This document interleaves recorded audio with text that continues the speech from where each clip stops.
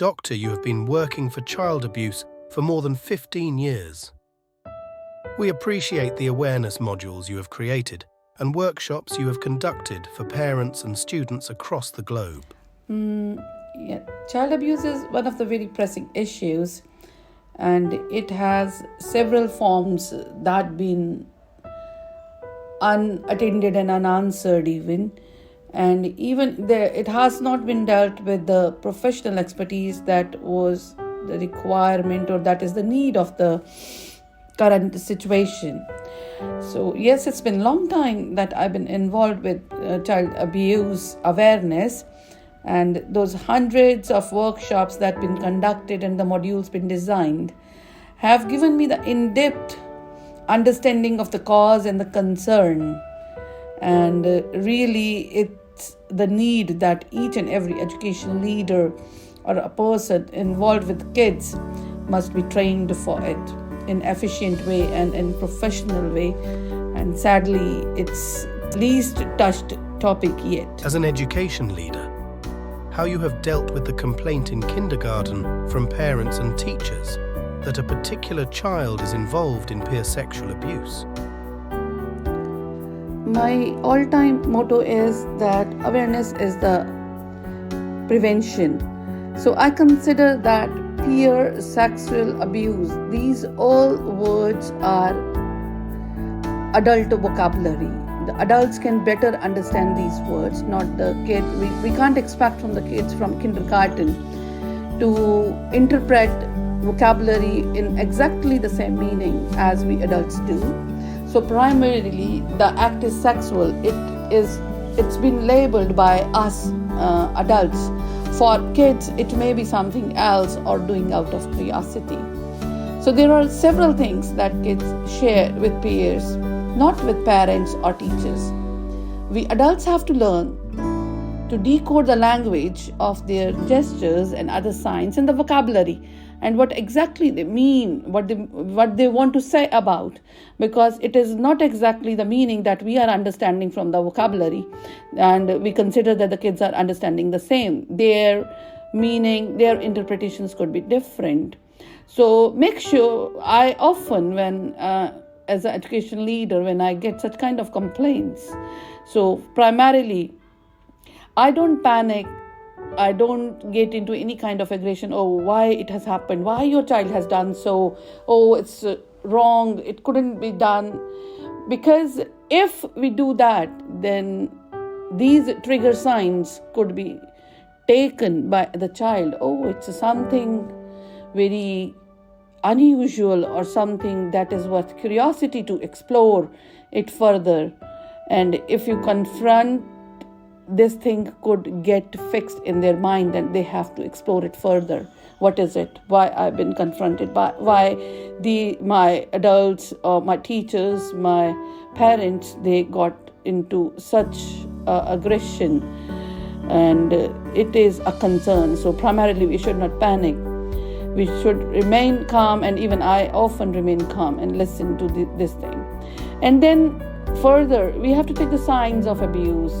It could be at home or at daycare, and make sure that parents have to be much more observant, and even the teachers and the staff in the campus must be observant enough and trained enough that isn't a child facing some abuse and those acts child is repeating out of curiosity.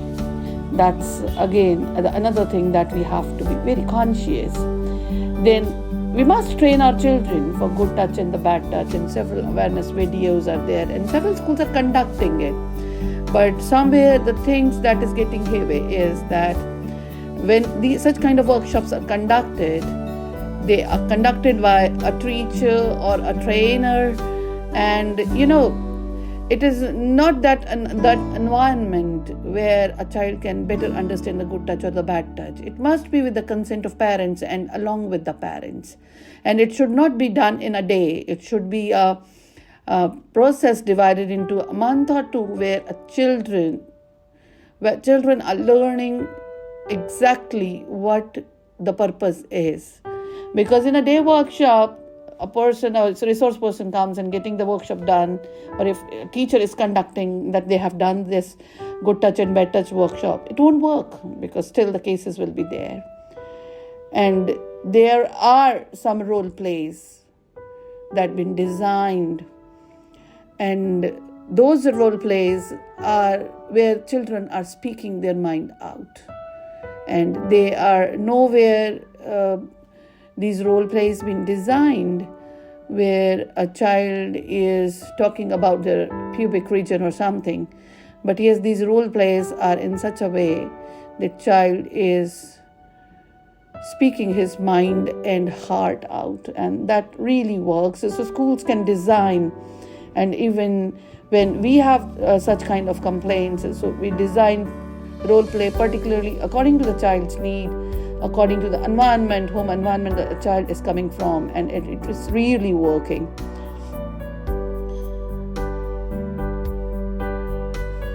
So for example, a doctor and a child, so when such kind of role play is done, then a child really speaks out that it's a stomach ache. It is not that the other child is touching out of some bad intention or a peer abuse sort.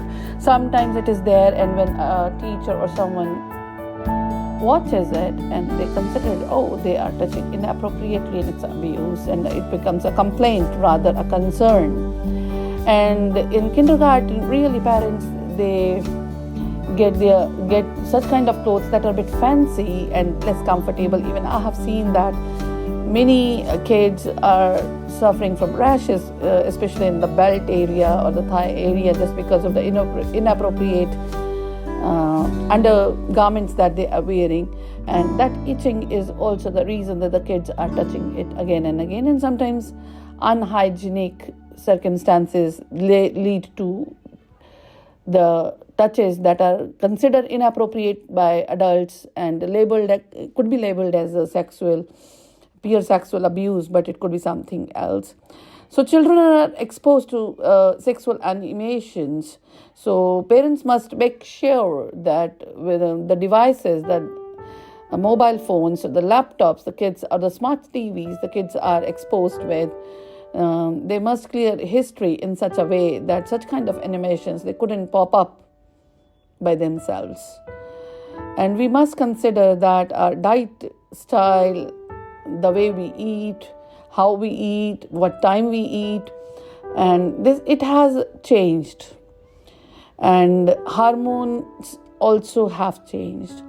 So we must consider this hormonal change.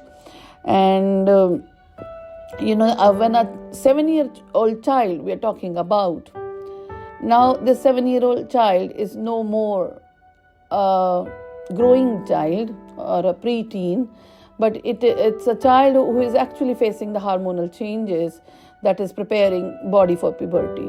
So we have to understand these things, and when a child enters early puberty symptoms, they start enjoying touching the pubic region in the areas, and that's really very serious. So we need to keep a check, and the parents must be trained enough to get these things aligned. And often we conduct workshops for the parents.